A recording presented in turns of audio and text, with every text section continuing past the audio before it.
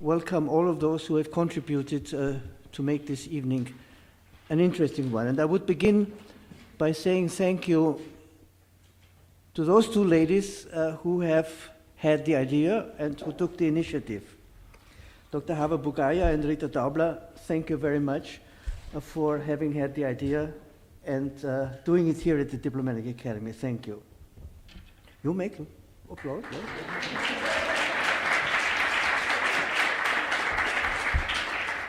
The Diplomatic Academy is doing this in cooperation with our partners, and let me just mention them.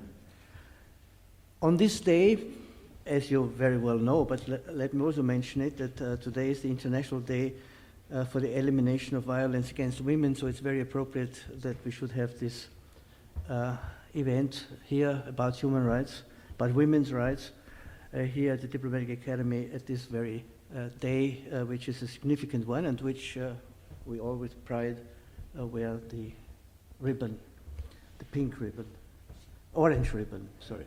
I'm colorblind, so. Let me welcome very much the Executive Director, Hillel Neuer from UN Watch. Welcome.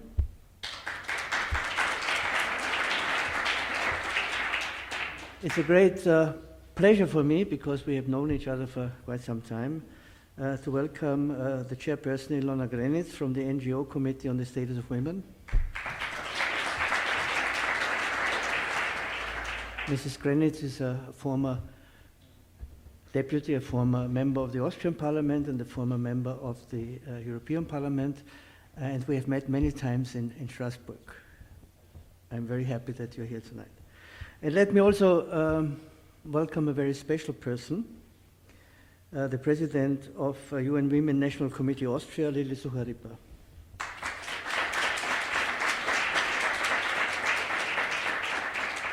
Now, and last but certainly not least, I would like to welcome and appreciate a person which makes my task much easier today, because she has agreed to moderate this evening, so I don't have to do that.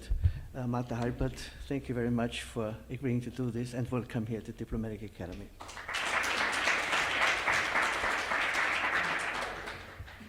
Ladies and gentlemen, it is not my task tonight to introduce the subjects. It will be done expertly by our speakers, and Marta Halpert will introduce our speakers, so I will not do this now.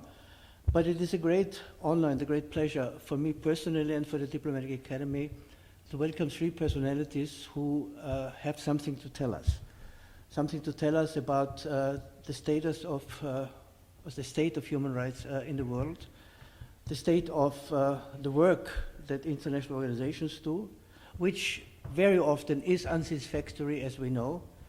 But then again, I think we need to support the activities of the international organizations. And it is very, very important. And I see many of you who are active in the civil society for NGOs, because it is NGOs, after all, I think, and not states, not governments, and not international organizations, state international organizations, who really drive the cause of human rights. And after 40 years of activity in government service, I know how important civil society is. And I would like to commend you all who are active in these matters, and thank you for your activity. And now, without much further ado, I ask Hillel Neuer, you're the next one, to also welcome us. Mr. Neuer.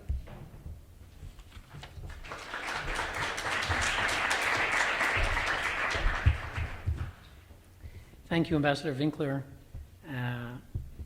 for hosting this very important event tonight on this auspicious day. We appreciate your kind hospitality and that of the Diplomatic Academy of Vienna. I would also like to thank our co-sponsors, the NGO Committee on the Status of Women here in Vienna, and the UN Women, the Austrian Committee here as well. Finally, I would like to thank two individuals with whom I had the pleasure to work very closely on this event. Chava, very grateful for the incredible, perfect Austrian organization that you had for this event. And I'm speaking as someone who is in Switzerland, so I can commend your meticulous organization from A to Z. It's really superb. And our chair of international outreach, Celia Michonik, whose energy and initiative helped bring this together, and introductions.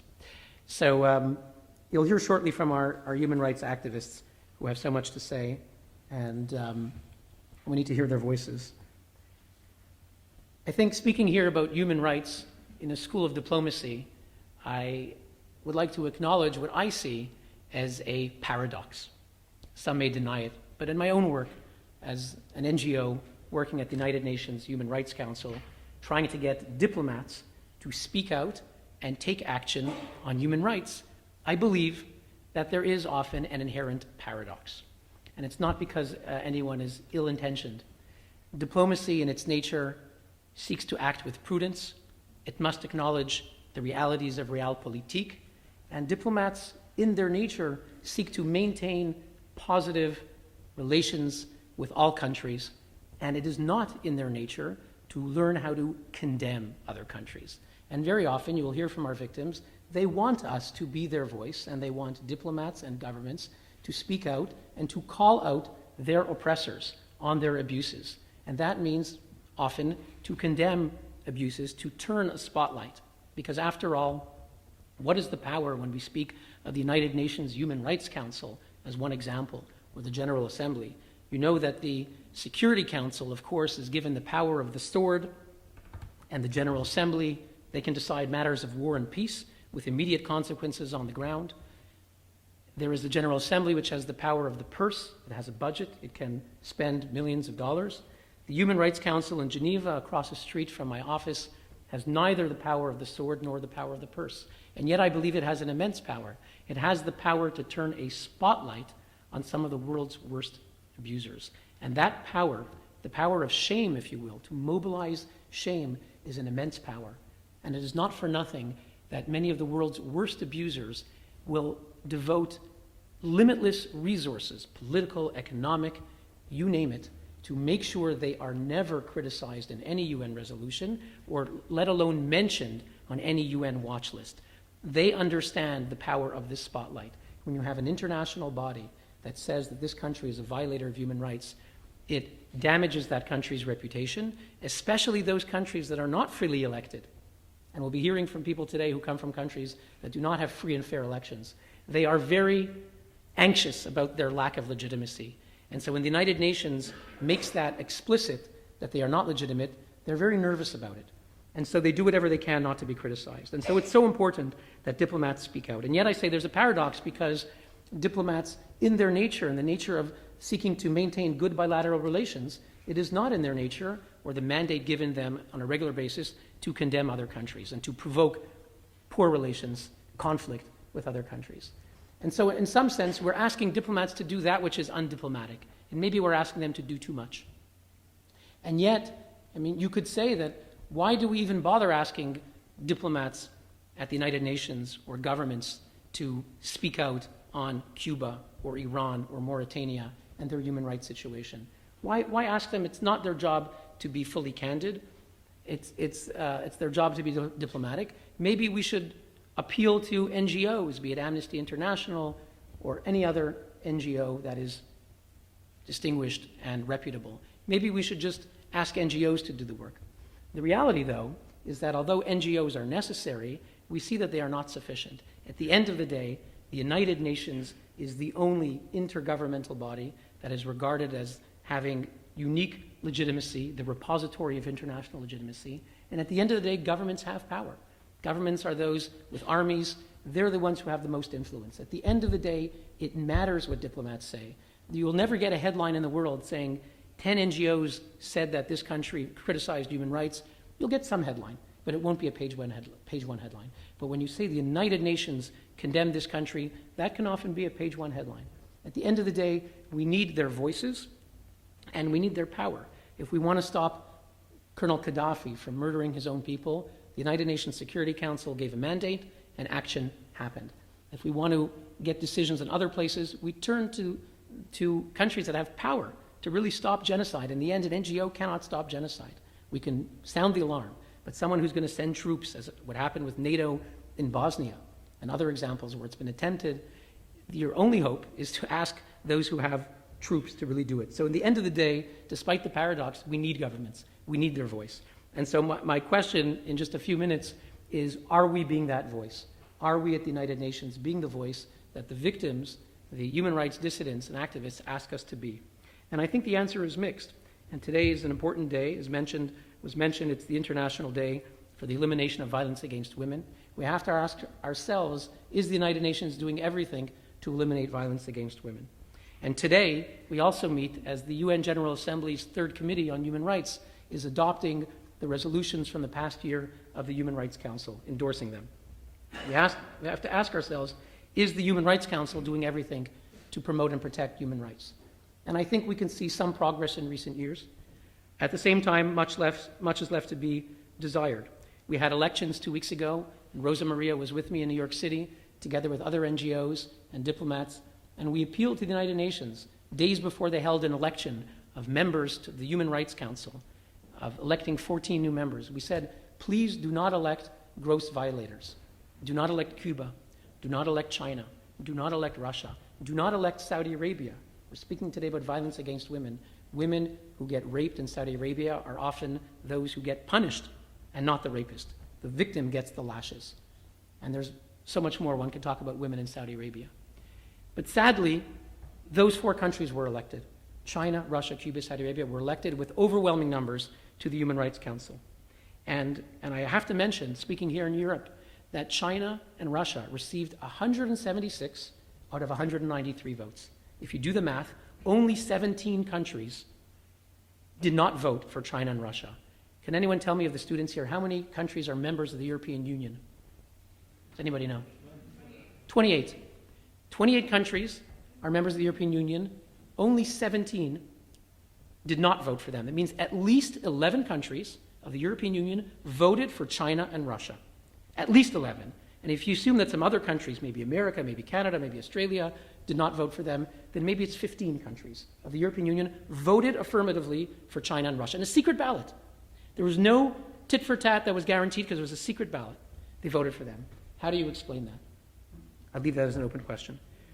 And in speaking about the election of these human rights abusers, when the resolution of the Human Rights Council says expressly that in voting for candidates, one must look at their record on human rights. And Kofi Annan, when he created the council, said, we need members with a solid record of protection and promotion of human rights. So I'm not sure if we're living up to the standards that we set when we created the council and the promises that we made to victims. And I think if we look at our victims today, I think we have to look inward. And when I see Rosa Maria Paya, whose father was Waldo Paya, the great dissident, who died under very mysterious circumstances last year, and many believe he was killed by the government, I think we have to apologize. Because in 2007, the Human Rights Council eliminated the mandate on Cuba. And there hasn't been one resolution on Cuba of the Human Rights Council. There used to be in the old Human Rights Commission. But for the past 6-7 years, there's been nothing. And instead, Cuba is elected as one of the judges on human rights.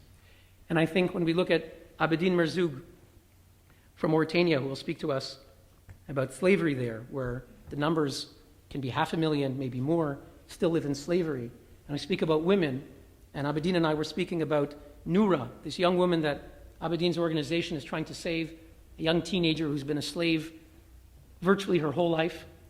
And there's been a sit-in. She's in the city of Bouti Limit, 100 kilometers away, 150 kilometers away from the capital. And Abidine's group has been trying to do a sit-in in the police station to free her. And I think we have to apologize to Noura that Mauritania today was elected as vice president of the Human Rights Council. This past year, as we speak today, Mauritania, the country noted for slavery by the UN Committee on Experts, because there was a UN committee only a few weeks ago that did speak out. The expert body spoke out and talked about being one of the worst countries in the world, if not the worst, on slavery. And yet the political body, the 47-nation Human Rights Council, still maintains Mauritania as a vice president. And I think we have to apologize to Noura. And as I look at Marina, I have to say that the General Assembly did adopt a strong resolution, as they have adopted every year, led by Canada and supported by Austria and other countries. And we can take pride that the UN has spoken out, and yet the resolution in Geneva is weak. It says almost nothing. We have a rapporteur, but it's a weak resolution. Iran is the chair of the non-aligned movement. It speaks numerous times as the chair of the largest body. They recently held a summit of the non-aligned movement in Tehran, and Ban Ki-moon went and gave it the legitimacy of a country that violates human rights should never have. So I think to all of our speakers today, we owe them a commitment to do a lot more than we're doing. And that is the work that we try to do at UN Watch, see that the UN lives up to its own principles. And I will just mention that our speakers today have all spoken at our Geneva Summit on Human Rights once a year for the past 7 years. 20 NGOs join together in Geneva and hold a gathering, a summit of the leading human rights dissidents from some of the most troubling hotspots in the world. And all of you are invited. I'm issuing you an open invitation. You can go on genevasummit.org, genevasummit.org. You can learn the program. It'll be 25 February this year. And Geneva is not that far from Vienna. So we'd love to see you. We have many students, human rights activists, diplomats, and it's really an inspiring event. So we hope that all of you join. And with that, I thank again our hosts, and I look forward to a most informative and inspiring evening. Thank you.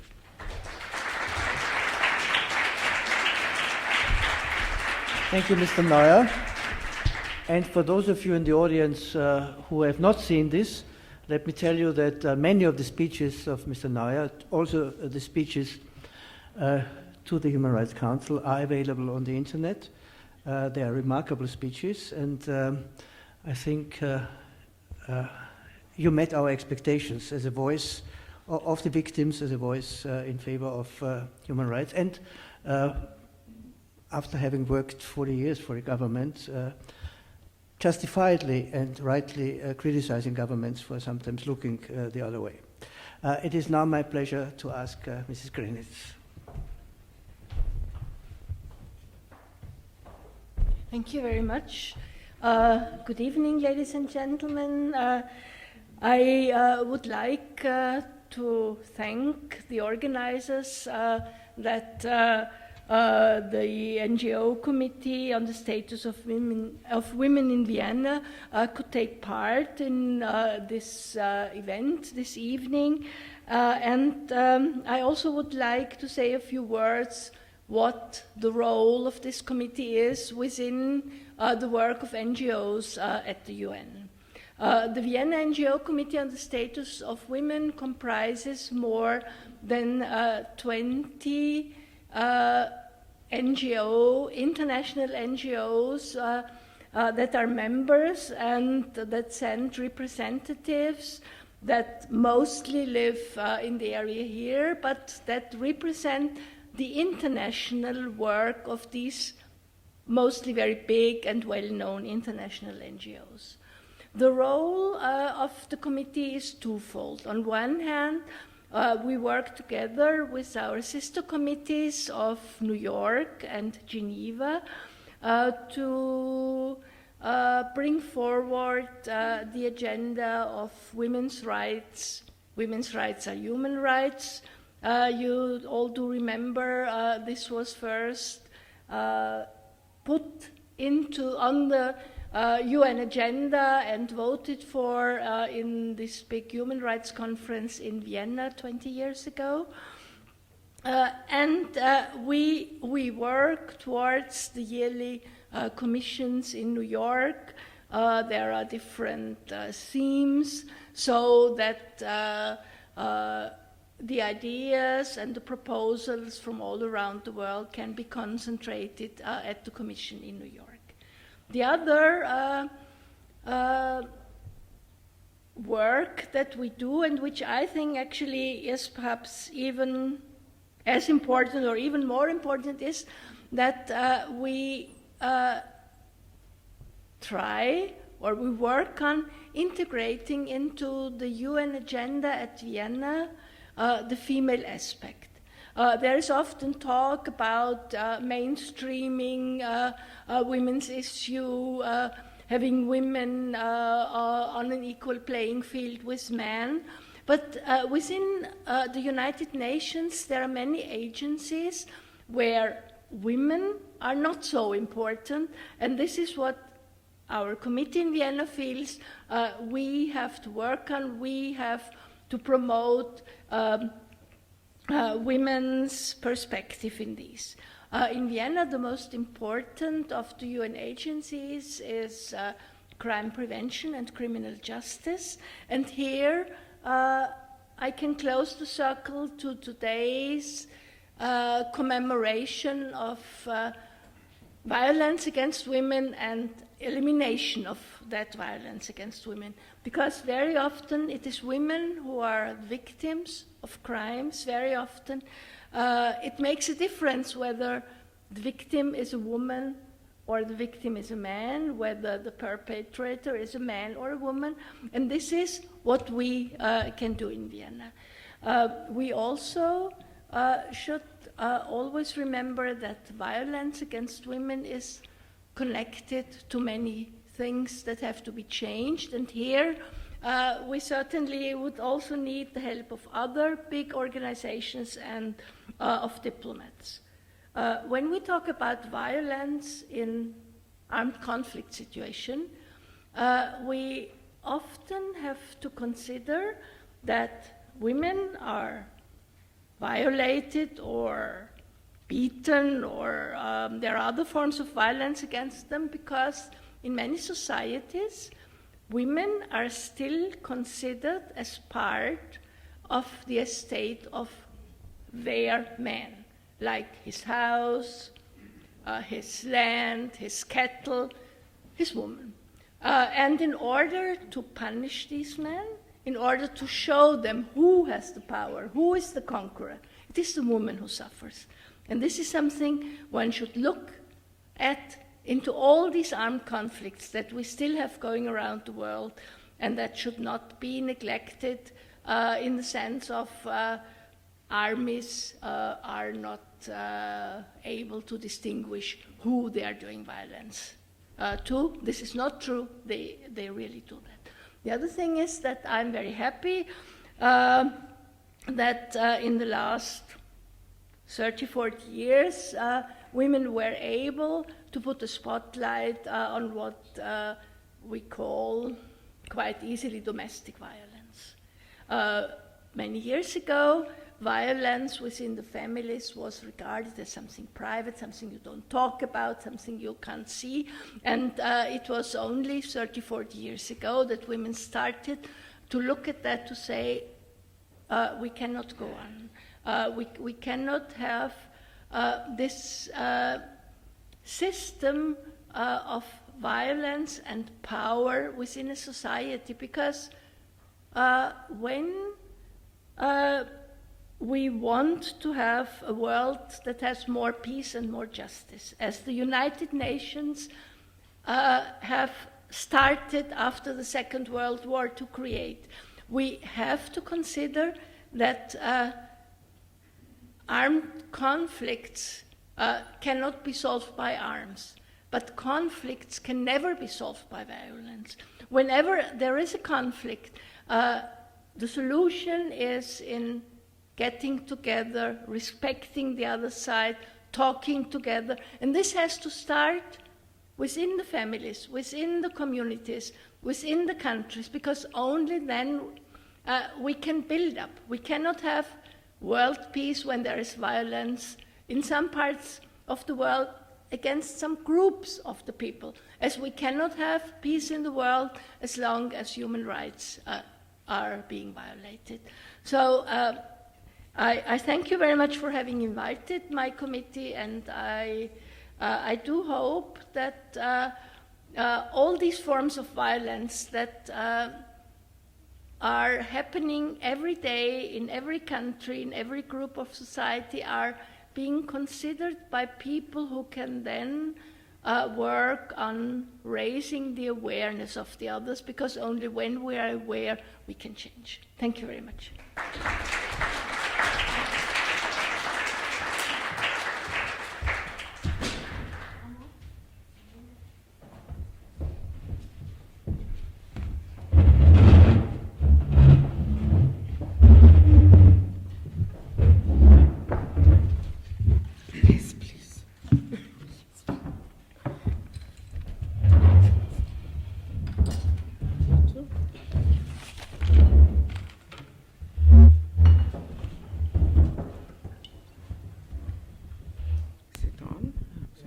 Ja?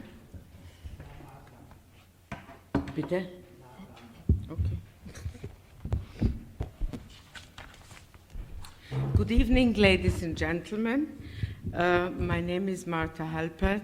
I'm a journalist and writer, and I work now for the Munich-based weekly magazine called Focus, and for various other media in Austria and internationally. It's a great pleasure and honor for me to host or to chair this exceptional event, where we are going to hear the testimonials of three outstanding personalities. They are outstanding and admirable, not only because of their personal courage and their stamina and the resolve to fight for a worthy cause, but also for managing their daily lives, earning a living despite this additional huge task. And it cannot be easy to talk about these consuming experiences, neither for the first time, nor, as they do it, to repeat it over and over again, and especially to a big audience and in public. So we appreciate this very much, what you are doing, and it's, of course, intention that on the Day of Women we are 3-1, but we'll give the gentleman enough space to, to present his position. So I would like to start introducing our first speaker, which is Marina Nemat, who is an Iranian author and former prisoner of conscience. Following the Islamic Revolution in 1979, Marina, a young civil activist, was arrested in January 1982 at the age of 16. She criticized Ayatollah Khomeini's political indoctrination in a banned, actually illegal, Pupils magazine. She spent more than 2 years in Evin, a political prison in Tehran, where she was tortured and came very close to execution. A prison guard saved her, demanding a very high price. The guard guaranteed her safety and that of her friends and family if Marina, who was born into a Russian Orthodox Christian family, converted to Islam and married him. Nemat did so to save herself and her family, and has been courageously outspoken about her experiences in the forced marriage, including the subsequent sexual abuse she suffered. After her husband, this guard, died, she remarried in Tehran and fled to Canada with her new husband in 1991. Her memoir of her life in Iran, called Prisoner of Tehran, first published in Canada in 2007, has since been published in 28 other countries and has become an international bestseller. In 2007, Marina received the inaugural Human Dignity Award from the European Parliament, and in 2008 she received the prestigious Grinzane Prize in Italy. Only 3 years ago, she published her second book called After Tehran, A Life Reclaimed, and there since then, Marina has regularly spoken in schools, at universities, and conferences around the world, and sits on the board of directors of the Canadian Centre for Victims of Torture, and on advisory boards at the Action by Christians for the Abolition of Torture and the Pen Club of Canada. She also teaches memoir writing in Farsi and English at the School of Continuing Studies at the University of Toronto. She writes a lot of book reviews in the Globe and the Mail. We are very happy to have you here. Please. Thank you. Yeah, I think she stays wherever you want. Wherever you want. Okay, if you don't mind, I will stand. I'm very short, so this way I'm drowning.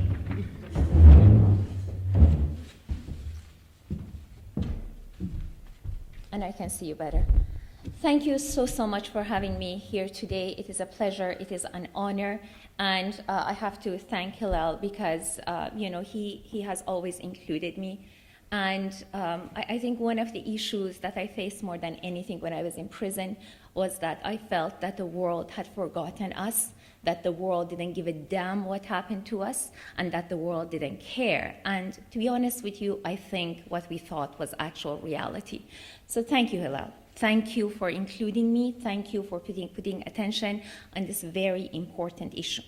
So I'm going to jump right in. I have a lot of ground to cover. I was born in Tehran, Iran in 1965, and back then, as you know, Iran was not an Islamic republic. We had a king, we called him the Shah, and when I was growing up, I was a Christian. I grew up in downtown Tehran. My father was a ballroom dancing instructor. My mother was a hairdresser, so I literally grew up between the sounds of the cha-cha and the tango and women with really big poofy hair. And when I looked out of my window, I saw a 4-lane street with a lot of cars, a lot of beautiful shops, and people going about doing their business. Back then, Iran was governed by secular laws. So according to the laws of Iran, not that it was always practiced, but according to the laws of Iran, a woman could become a judge. A woman could even become, according to the law, could become the prime minister. Schools were free, elementary school, high school, university was free, and I wanted to become a medical doctor. And the road was clear. I began studying English when I was in kindergarten. My first language is Russian, my second language is Farsi, my third language is English, and I had already started my ABCs in kindergarten. We had a cottage by the Caspian Sea. I spent my summer there wearing bikinis on the beach, boys and girls together, and we would be dancing and singing until the wee hours of the morning. I had a green bikini with white polka dots.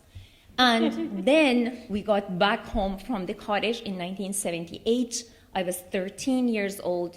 I was very naive and innocent, and my family were not political at all, and there was a tank parked at my door, and I had no idea what was going on. I had never, ever seen a tank before. So I asked my mother, what's that? And she said, it's a tank. I asked, oh, are they making a movie? And she said, no, it's real. And it was real. There were soldiers with guns everywhere. Well, long story short, I'm not going to get here into a lesson on the Iranian Revolution.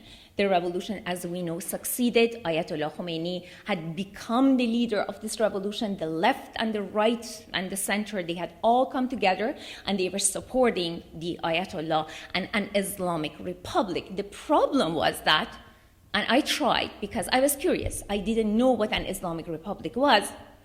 It was 1978, 79. So I asked the people on the street. They were my friends, my neighbors, they were yelling and screaming for it. And I asked them, what is an Islamic republic? And nobody knew what it was. They said the Ayatollah has promised us freedom and democracy. He's a man of God. He couldn't possibly be lying. Well, he was. But the people of Iran believed him. There has never been a revolution in the history of mankind where people get on the street and they say, we want a horrible dictatorship. It doesn't work that way. People want freedom and democracy, and that is exactly what the people of Iran wanted. And yes, Iran was a dictatorship. We had a lot of personal freedoms, yes, but we had no political freedoms. So yes, the revolution succeeded. The schools had been shut down. They reopened. We went back to school.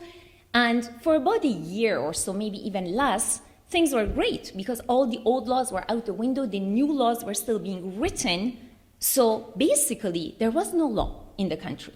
But in the meantime, those new laws that were based on Sharia law were being written.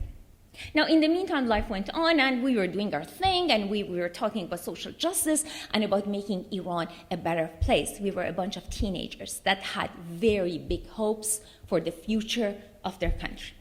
And then things began to change as early as 1980. Now, I'm going to give a footnote here, a little one. Horror in history doesn't happen overnight. It is not that we go to bed tonight and tomorrow we have Hitler, Stalin, Mao, or Khomeini for that matter on our hands. It happens little by little. We lose our liberties little by little. There are always danger signs around us. We begin to lose freedoms. Little things at the beginning. And those danger signs, because they happen all over the place and they seem disconnected, the adults in the world are usually too busy paying their mortgage, making their car payments. They don't pay attention. They forget to connect the dots. And by the time we realize what has happened, it's too late. Because now, if you speak up, somebody's going to point a gun to your head and is going to pull the trigger. And by the way, let's not forget that Hitler did not happen in the Middle East. Hitler happened in Germany, a country that had some sort of a democratic process in place. So if those of us, including me, who now live in democracies, I live in Canada, if we think that democracy by itself is going to protect us against the likes of Hitler, please do think again. Democracy needs maintenance. Democracy is as good as every individual who lives in a democratic country. We don't maintain it. We don't take responsibility for it. And we just look up to our politicians and expect them to do the right thing in every single occasion. We are going to lose our freedoms. So as the citizens of a democracy, we are responsible for the way it behaves. It is not just up to the politicians. We have a voice, we have to use it. In Iran, we began to lose our personal freedoms. Not only we didn't gain any political freedoms, but we began to lose our personal ones. Dancing became illegal, singing became illegal, holding your boyfriend's hand in public became illegal. One day I looked around me, having fun had become illegal. What do you think we did? We protested. Not that necessarily we were political. I mean, how political can 15-year-olds get? But we were just sick and tired of it. Sick and tired of being told how to dress, how to behave.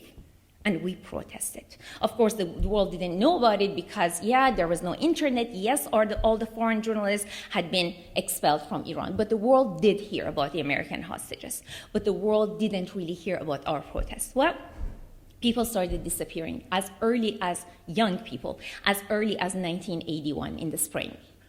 I was arrested on January 15th, 1982. I was 16. I was in the bathroom. I was at home. I was about to take a bath. The doorbell rang. My mother called my name. I opened the bathroom door, and there were 2 guns pointed in my face. I was 16. People have asked me, were you scared? No, I was not scared. Why? Because I'm brave? No, I'm not brave at all. Actually, I'm afraid of cockroaches. I'm petrified of cockroaches. So I'm not brave at all. I was just an average, normal, innocent, simple 16-year-old. I entered a state of shock.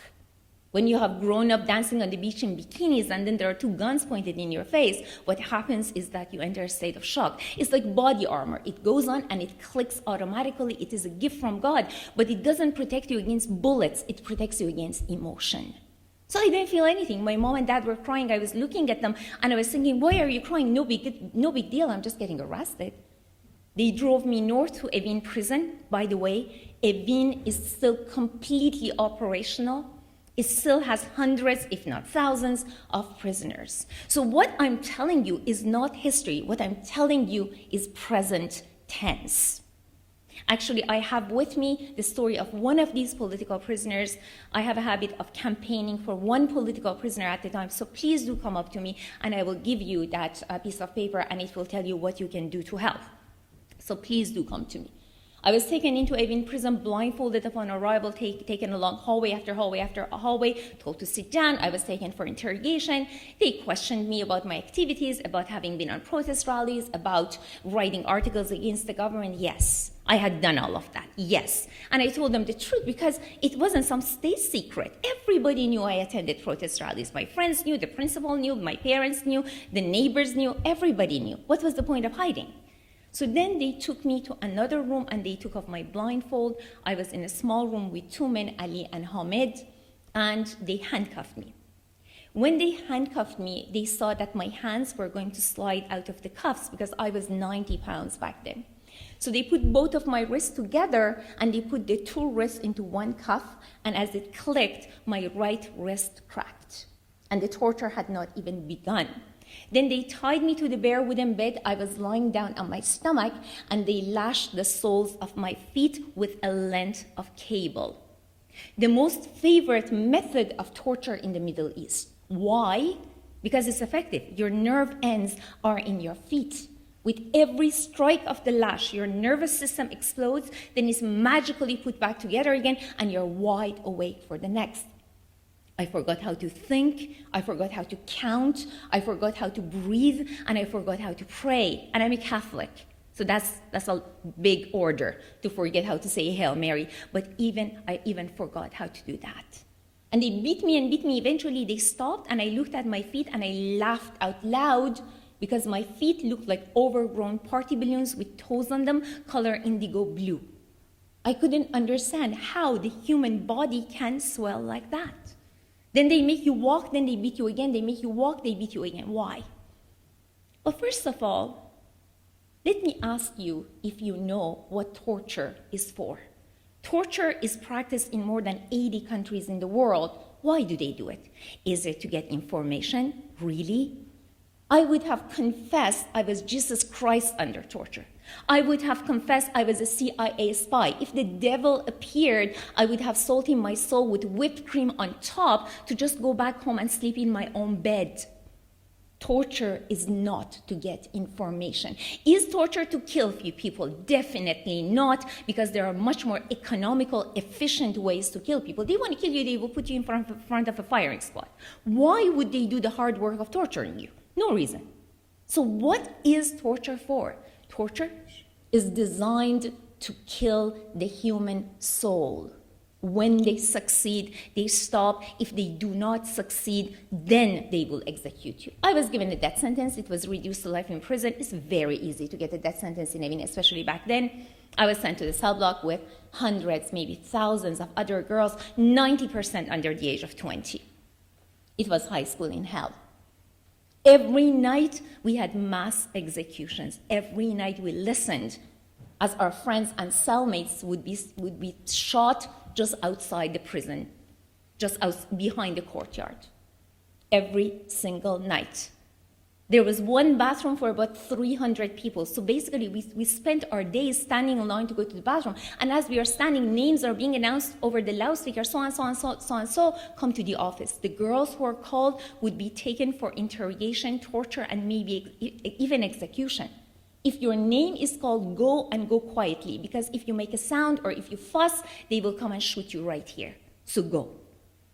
Now, the rest of us, we stand there. What do we do all day, standing in bathroom line? We talk. About what? Well, not about social justice. That didn't end well.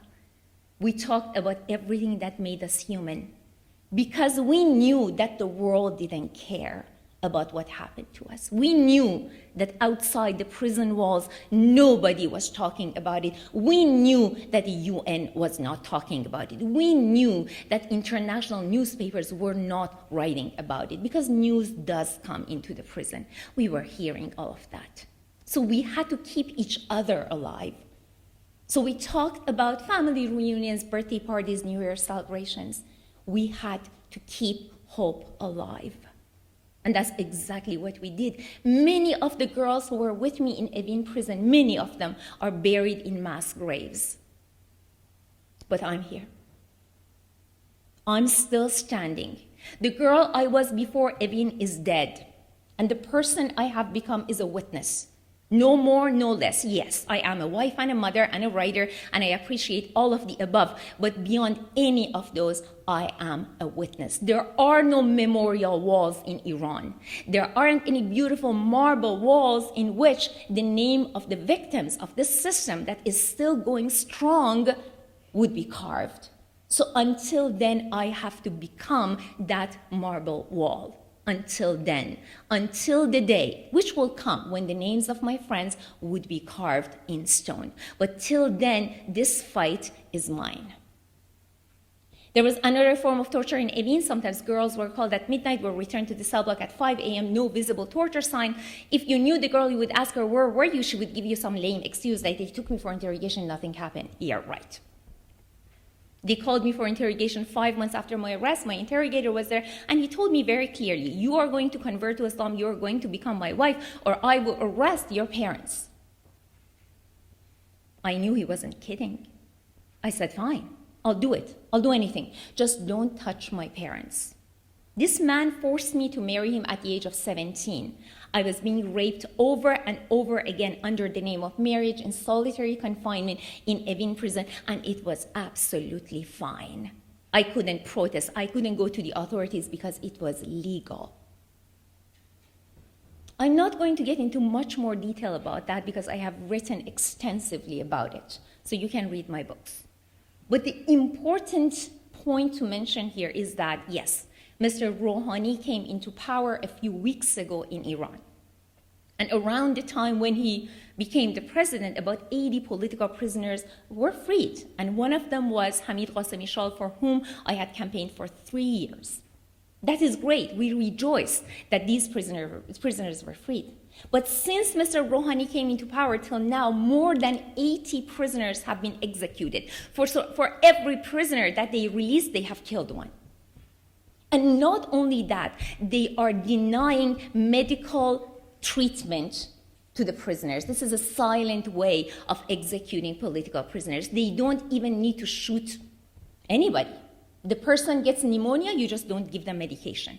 The person needs insulin, you don't give it to them. You just get a simple skin irritation, maybe some sort of infection on your skin, they don't give you antibiotics, you die. It is as simple as that. The Minister of Justice in Iran right now, the man who's today the Minister of Justice in Iran, he gave the order of the execution of many of my friends. He signed our execution orders in the 80s. And this man is today the Minister of Justice in Iran. Mr. Rouhani himself, he has been a part of this system since day one. Has he apologized to the world? Has he apologized to the people of Iran? Has he acknowledged the fact that thousands and thousands and thousands of political prisoners were tortured? Has he acknowledged that thousands of underage young people were executed in the 80s and later in Iran? No, he has not. And yet, he has put on a beautiful smiley face for the world, and he's telling the world that he's a reformist. Excuse me? Reformist? So Iran has not changed.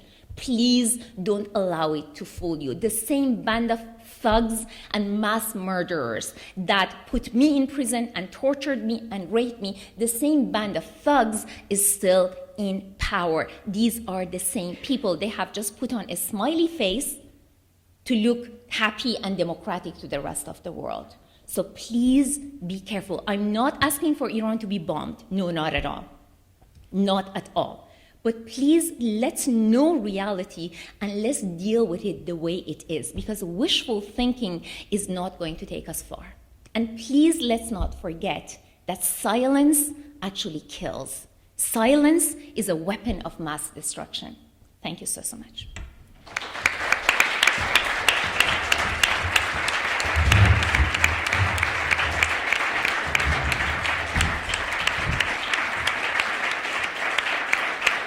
Thank you a lot. I think we are all in shock, and what we can say is that you are everything but not a marble wall. You are very, very human and emotional, and despite of these emotions, your will is very strong, and it's great that you are fighting for the others. May I turn to our male guest on the podium? Abidine Merzough was born 1968 in the West African country of Mauritania, but has lived permanently in Germany since 1988. He is a mechanical engineer by profession and works in the field of product development in the automotive industry. He manages his own engineering and consulting business for Ford Motor Company, as well as other clients in Europe and Africa. As a descendant of former slaves, he has been involved his whole life in the fight against slavery and discrimination in his country, the Islamic Republic of Mauritania. His father, with the support of the activists from the liberation movement, El Hor, the Free, was the community leader of Haratin village, that was the one that revolted against their masters in 1976. During this insurrection, our guest, Mr. Merzough, aged between 8 and 9, was the only literate person in the community. His father sent him and his 2 sisters to school. The other children were not supposed to do that. And he was the one who was sitting down, and people who needed somebody who could write and present any report to the authorities, the 8 and 9-year-old little boy was the only one who could take down the wordings to be presented to all different authorities.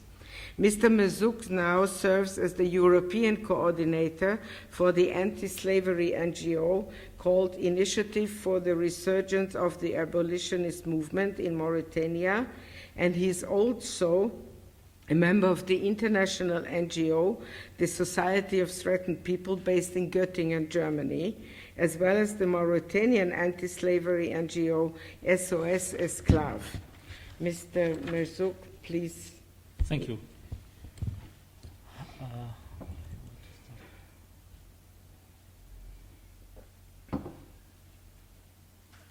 Thank you. Before I start, I want to thank you for inviting me to come here to share with you some information about Mauritania, about slavery, which is basically a problem in Mauritania, unique problem in Mauritania. We have slavery, modern slavery everywhere, but the kind of slavery we have in Mauritania is definitively only in Mauritania and some small areas in Mali and so on, which is very for a surprise for many of the people.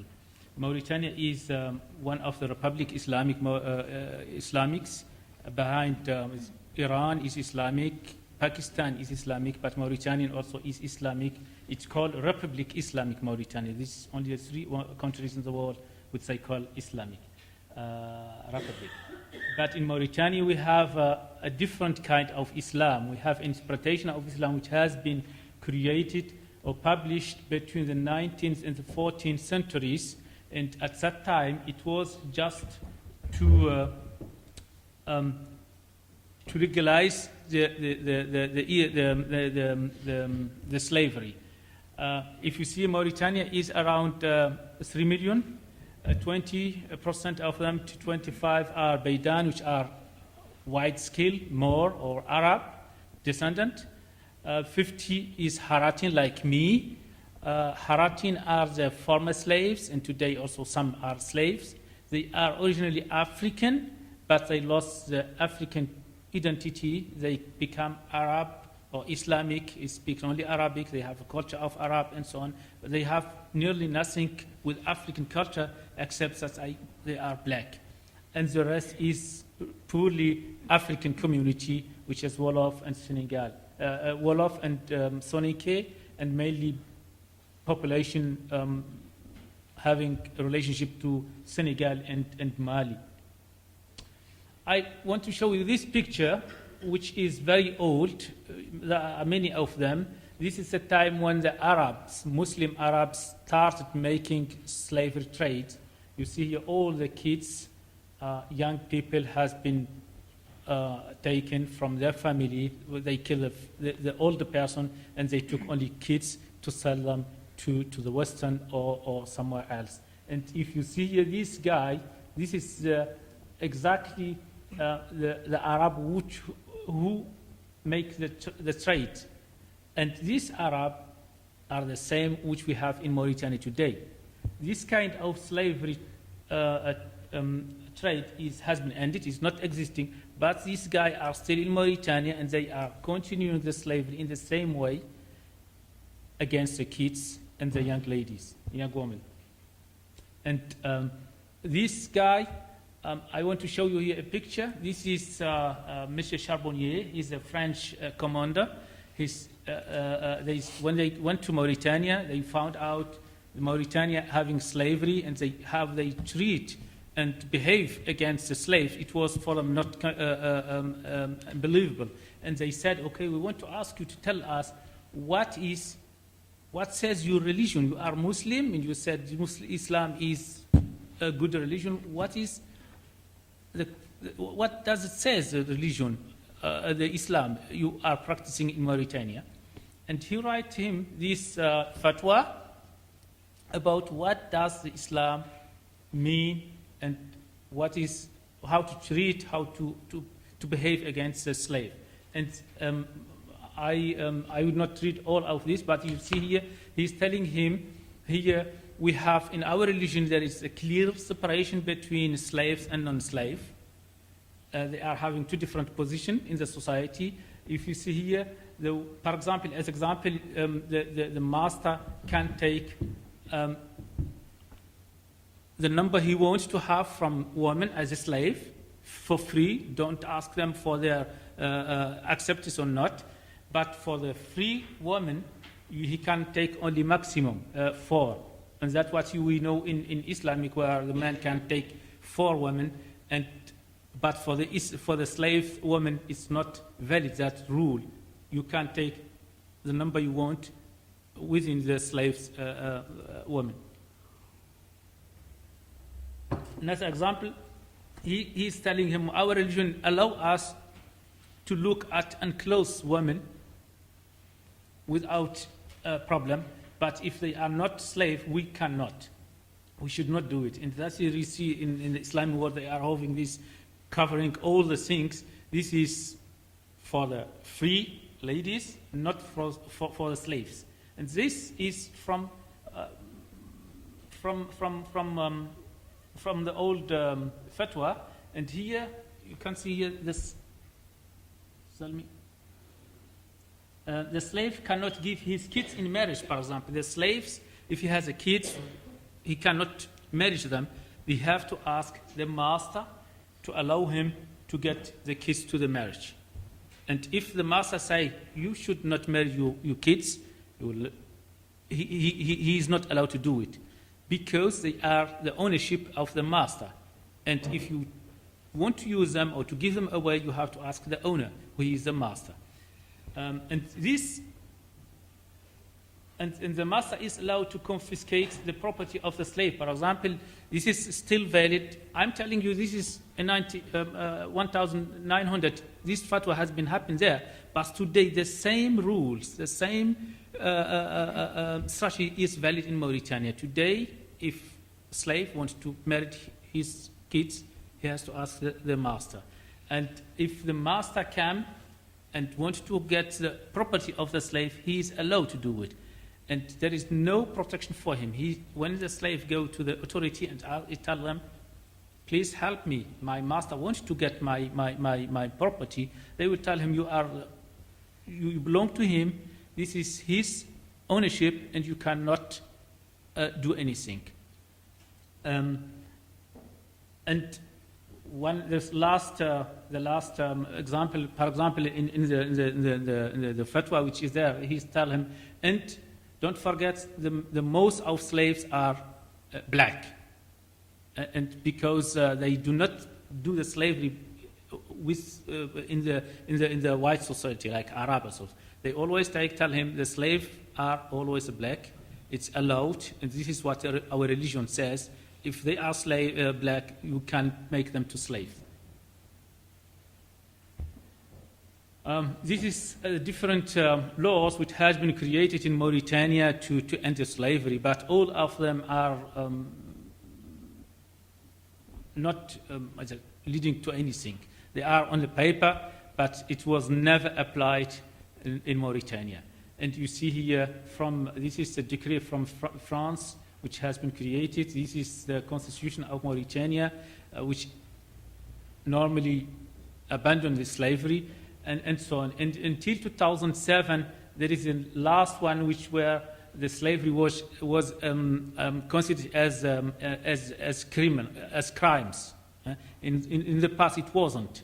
For example, this law here says the slavery should be cancelled in Mauritania, but the slaves has to pay the master to be free. That's 1981 had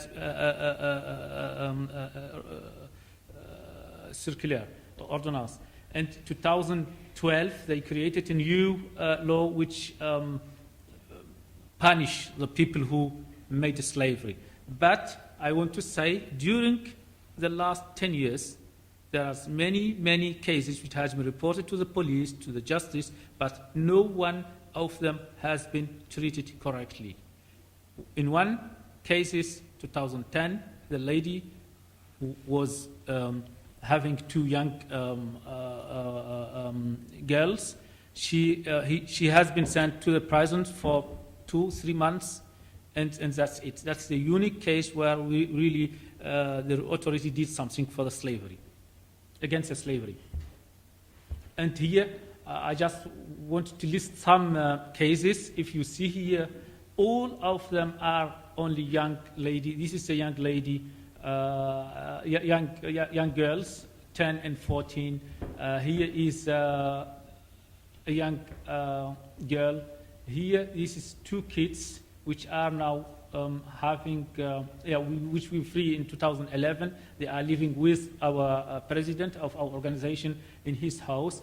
This is a woman, 20 years, and so on and so on.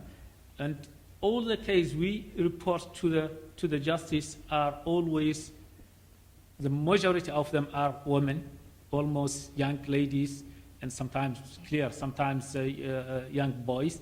But the victims are mainly women and young girls.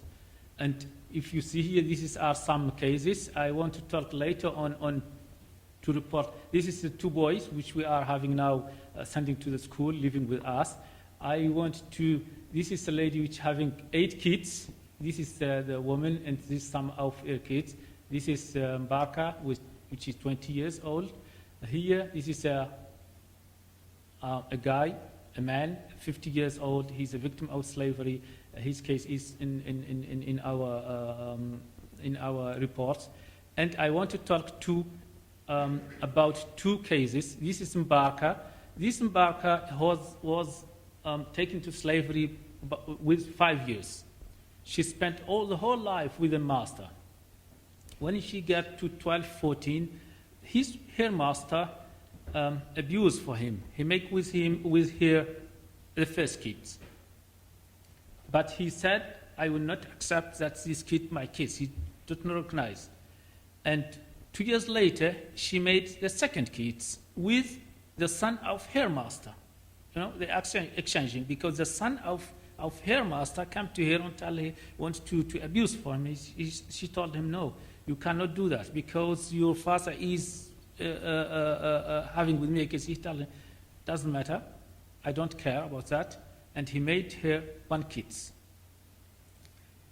And the 3rd time, the father did it again. That means she said she has 3 kids from the master. The first one from the father, the second for the son of the master, and the third from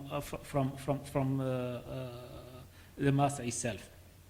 And when she reported that to the family, to the wife of the guy, she told her, if you tell to anybody that you are having kids from your master and my son and so on, I will kill you. And since she didn't tell anything until 2008, she ran away and she found a man. She married them, and she left her 2 kids in the family of the master, continuing working there as slaves. And she went to us and asked that, I want you to help me to get my kids, because she spent 2-3 years all the time when she wanted to see her kids. That was in the city, in the capital. She went to the road behind, near to the family, to the family of master, and she spent there hours and hours waiting until her kids, her girls, go out from the house, and then she tried to meet them, to tell them how are you and so on, and she does everything that's to avoid that her master could see her with her kids. She spent 2-3 years doing like this, but at the end she said, I want my kids back.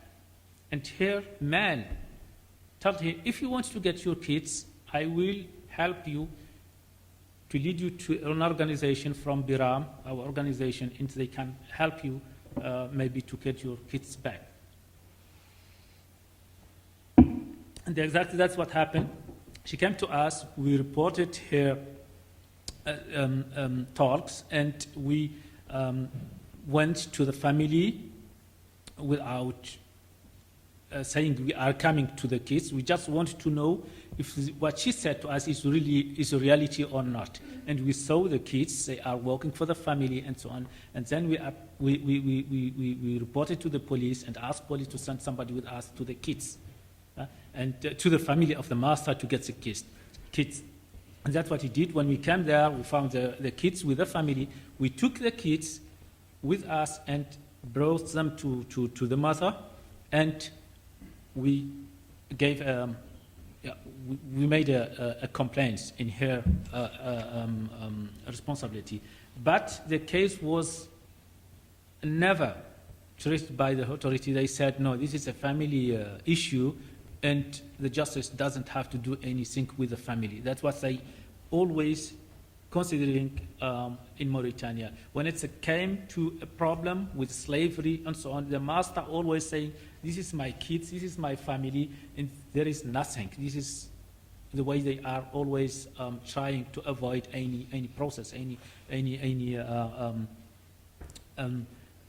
justice process in Mauritania. I want to switch to Noura. Her case is very recent. On the 9th of September, she came to us and asked, I want you to help me. What happened? This lady was in slavery since 4 years old. And in 2010, we had another case where we found 2 girls in a family.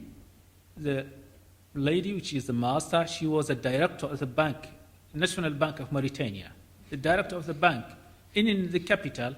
We told the police to free the kids. They did, but there was a big clash between us and the police. And this lady was sent. This is the lady which was sent 2 months in the prisons, and later on they freed. Now we found out the family which is getting this lady in slavery is a parent of that family. What they did in 2010, 2011, they took her paper.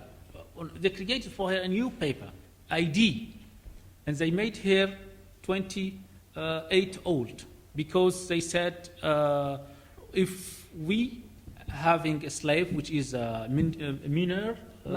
minor, that's a problem with the justice. They made her older than she is, and they keep her in the slavery.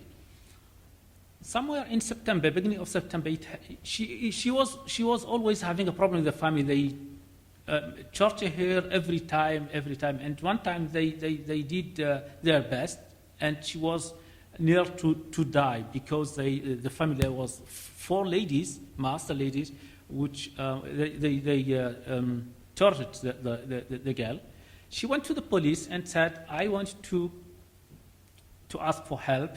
They have tortured me, and they want them to be brought to the justice. The police asked the family, because the family, which is the master family, is a strong family. It's having a lot of connection to the regime. The father is the candidate number 1 of the party in that region, and so on. That means they are into sharp. They cannot catch them.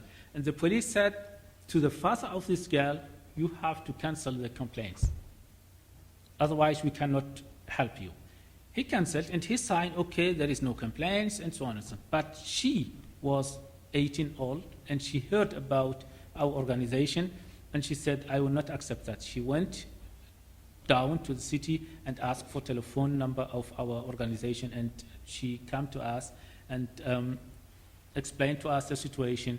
We went with her to the police and asked to arrest the guy. And but the lady who was her master and tortured her disappeared from the city. Nobody knows where they are. They have been, I don't know, sent somewhere else. And we spent there around 2 weeks making sit-in at the police station, asking for justice for Noura. And she was always with us. She is very good with us. She helped us. Sometimes when we get the slaves asking for help, after 1 week or 2 weeks, because of pressure from parent, from somebody, they relax and tell us, okay, this is nothing, please, I don't want your help. But she was always, and she's still today, with us and asking for justice. And what we found out is the master family of this lady are having connection with the lady which we arrested in 2010. Her master, the chef of the family, is the candidate number 1 for the party. And we found something else, different. One of the lady, which are the master of this girl, is living in USA, is having this as a refugee, as political refugee. And in her dossier in USA, she put it that she is a victim of slavery in Mauritania. This is something which we never thought that can happen. We informed the embassy of the USA and told them this is a case where we have to take action. And at the moment, the case has been, not processed in the authority because of the power of the family, of the clan, of this master. Nobody can touch them. They are having connection, the police, and the government, and the ministry, and blah, blah, blah. And we are now lost, nearly. But our goal is to bring this lady in Europe to see, to report about her cases and so on. And we are trying to do it. We are lacking on money. We made for her a passport and so on. And we are trying next year a way and to find out how can we bring her here to spend here 2, 3 weeks, 4 months, or months to make a tour in Europe to report about the slavery. I want to continue. This is a demonstration against us. When we, beginning of 2012, burned some books, some religious books, which legalize Islam, slavery in Mauritania. We asked the regime to cancel this book, to forbidden this book in Mauritania, but they are not doing it. And we made a public burning of the books. And here they sat together with their sheikh, with the emir, and make a fatwa against us. And we have to be arrested and so on. And this is the president who joining the mass of the demonstrant, telling them, yes, I will apply the justice, I will arrest them, and I will apply Sharia against these people who are paid by the Western to disturb the country. They are paid by Israel and by I don't know what, and so on and so on. And that's the game they are telling us, and this is the demonstration of the power. This is just to show that the country is controlled by this minority of Arab. And here, you see here, are the victims. When they arrested us, I don't need to tell more about how the conditions are where the people are arrested. And here, for example, this is the lady of our president. She is demonstrating here with the people asking for justice, and 2 minutes later, somebody of the police throw Grenade? Grenade, lacrimogene. Yeah, hand grenade. Yeah, exactly. They did try to kill her, but it was not succeeding. This is the police, how they treat us and so on. And this is in the prisons. They tell us, you are fighting against slavery. What we know about slaves is we tied them all together. And this is our 3 guys from us in the prisons. It's about 2 meter by 2 meter room. And all 3 are together with one chain. And they want to tell us this is the way in the past how slaves were treated. Yeah, treated, and we will do it for you today to show you that we are still in the position to do it. You know certainly that the organization Walk Free report 2013 reported Mauritania as the #1 in the world. in the world. It has been released just 2-3 weeks ago, or I don't, yes, no, 2 months ago. The report showed that Mauritania is #1 in slavery, and you can see what they are writing here. You will find here that most victims are kids, but women, and so on. And we, as organization which know Mauritania, we assume that about 20% of the population are victim of slavery, directly or indirectly. And here they come up with around 4%, but they do not know really Mauritania. But we, as Mauritania, we know Mauritania. We know that it's more than 4%. It's around 20% of 3 million, which make around 500 to 600,000 slaves in Mauritania, living still in slavery. This is the report of Mauritania. You see here Mauritania above Haiti and Pakistan. The unique problem or difference to Mauritania is the slavery in Mauritania is a kind of slavery which the slaves are born in the kids are born in slavery, and they are ownership of the master, and they can give him to the next generation in heritage, in present, and so on. And they will keep this way of passing the slave from family to family, from generation to generation. And all these countries here, they are having slavery, but the most of it is the modern slavery, which we know today in every country, which is totally... Hilal, I can send you the presentation. Yeah, just to tell you that's this kind of exporting of Islam or of the North. It's not just in Middle East, it's also in the whole Africa, North Africa, and especially Mauritania, Niger, Mali, and so on and so on, because there is many money coming there, and to bring the people to go to the moschee, to I don't know. And one thing which I want to mention, when I left Mauritania in '88, in 2 square kilometers, you have maybe one moschee. But today, they are making this business. In small area, you have 2, 3, 4, 5, 6 moschee, because they get money to open a moschee.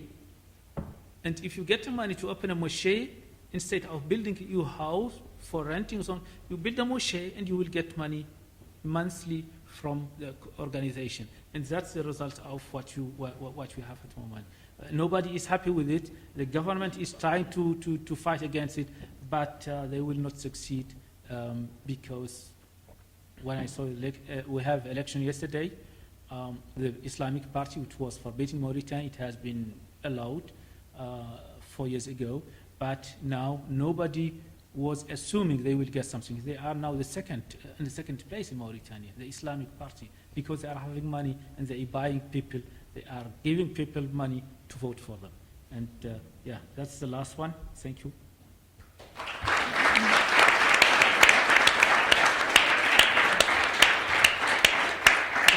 Podium. Rosa Maria Paya Acevedo is a Cuban activist. She is the daughter of Osvaldo Paya, a leading Cuban dissident who died in a very mysterious car crash in 2012, when his car was rammed several times by another car, and as lately was found out through a commission. It turned out that the licensed car of those cars who rammed Osvaldo Paya bear the government license plate. So there's still some work to be done. Osvaldo Paya was a founder of the Christian Liberation Movement and received in 2002 the Sakharov Prize by the European Parliament for his work for freedom and democracy. US President Barack Obama released a statement and he praised Mr. Paya as, I quote, a tireless champion for greater civic and human rights in Cuba, unquote. The European Union issued a statement recognizing Paya's dedication to the cause of democracy and human rights in Cuba. Rosa is walking in her father's footsteps and has been touring the world asking for an inquiry on her father's death. Threatened by the Cuban government, she was forced to flee from Cuba during this summer, 2013, and she is now living in the US. So please, let us hear your statement. Thank you so much. And especially thank you, ladies, for the opportunity, and Hillel, thank you. I have to read because my English is not exactly good. In a communist Cuba, you cannot take English in the kindergarten, so I'm sorry. Well, I come from a country where there are many kinds of discrimination: race discrimination, ideological discrimination, regionalistic discrimination, religious discrimination, sexual orientation discrimination, and also gender discrimination, especially suffered by women. My country has become a sex destination, mainly, but not exclusively, for European men. The former president, Fidel Castro, for instance, publicly boasted that Cuba had the most healthy and educated prostitutes in the world. He actually dared to say that publicly. What the government does not mention is that there is a high rate of domestic violence and high rates of the incidence of HIV in the Cuban population. Many could talk about cultural reasons, but the main root of all discriminations in Cuba is the political apartheid that prevents freedom of association, freedom of expression, and the choice for our citizens to fight against all kinds of discriminations. In this world, democratic world, it's natural to be part of a political party or an association or an ecological movement. But now, please imagine a place where the only organization allowed are directed or controlled by the government, and the only party allowed is the so-called communist. While members of the other not allowed organizations can be expelled from their jobs or studies and can be discriminated and can receive death threats, violent aggressions, jail, and in some cases can be killed. In this world, it's natural to leave your country and to come back whenever you want. And if any citizen has a ticket to fly, no legitimate government can prevent you to enter to your own country. But imagine a place where your passport is not a right that belongs to you. Your passport is an exit-entry permission from the government denies if they want to do it. And it happens sometimes that the government denies you to go out because you are a young professional, or they will deny you to enter because you are a doctor who quitted during an international mission, for instance, or just because you have some relative in the opposition movement. A few days ago, the Cuban government prohibited a woman from the Pacific organization Ladies in White to travel to her own country so that she could see her father die, as he finally died without seeing his daughter for the last time. In this world, it's natural to use internet for communication, to pay bills, to locate any place, to study at distance, to see the news, and a big and complex, etc. But imagine a place where most of the population has not internet access at all. Actually, they have not computer at all. In this world, it's natural that if you are the owner of a small and honest business and you pay taxes, no one can take your property from you. But now imagine a place where the government can immediately close any private enterprise, no matter how big or small or honest it could be.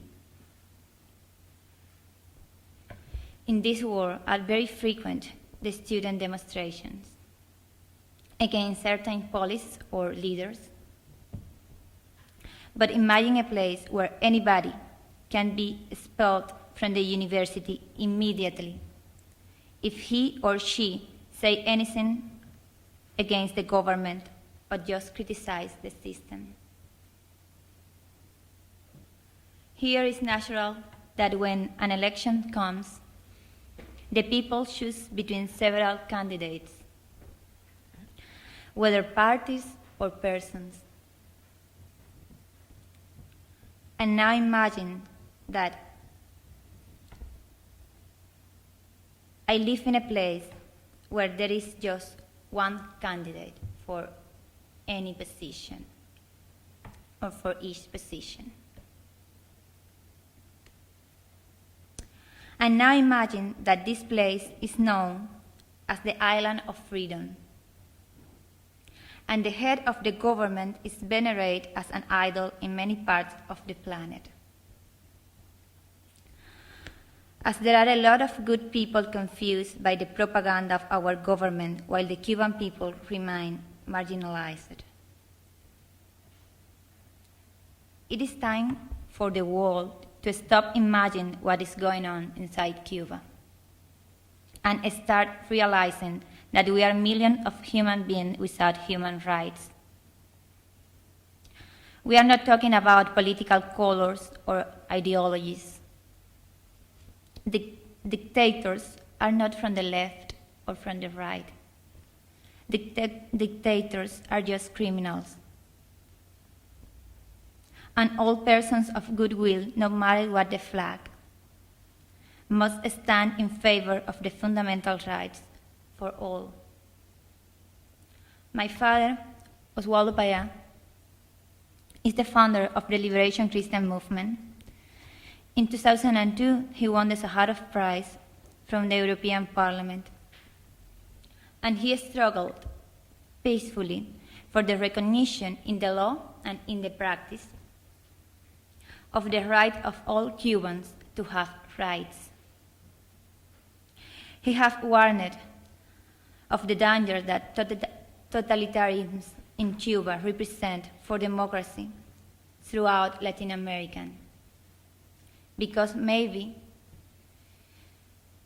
from Austria, maybe you couldn't see, but democracy in our region could be a very weak construction. My father promoted a referendum known as the Varela Project, which has the support of more than 25,000 of citizens, more than those requested by our Constitution. 10 years later, the Cuban government still refused to answer the citizens' call for a plebiscite, violating their own Constitution. My father died last year during an attack in which Harold Cepero, a very young leader at the Christian Liberation Movement, also died. Harold was 32 years old. It is known that cars from the Cuban state security were chasing them and that his car was pushed out of the highway. World leaders have demanded an independent investigation after the contradictory version given by the Cuban government. whose representative in the United Nations refused to allow this investigation, as it was requested during the last UPR in the Human Rights Council of UN. Cubans know that only we are responsible to lead our country toward a democratic transition. And we know that this is the moment to act, and we are acting, as my father and Harold were doing the very moment that the government took their lives. But Cubans need the international community to send a message against the impunity of the government. A message of solidarity with the peaceful solution that the citizens are proposing. There was a plebiscite in Chile because Chileans demanded, but also thanks to the huge international pressure over the Pinochet dictatorship.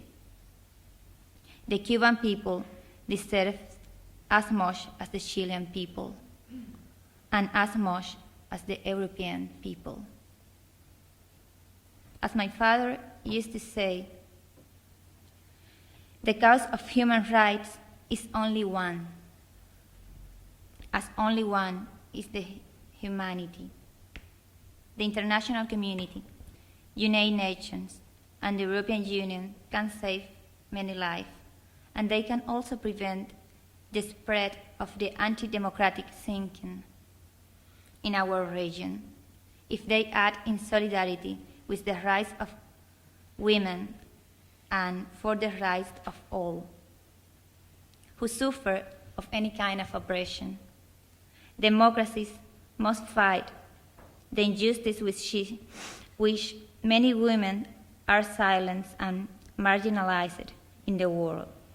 Democracies should help in giving voice to those who cannot raise their voices. The challenge is to put the real peace guaranteed by the respect to the human rights before the idea of the stability, which is just useful to make business. The challenge is to put the person before, is to look the citizen and not just to look the power. Thank you so much.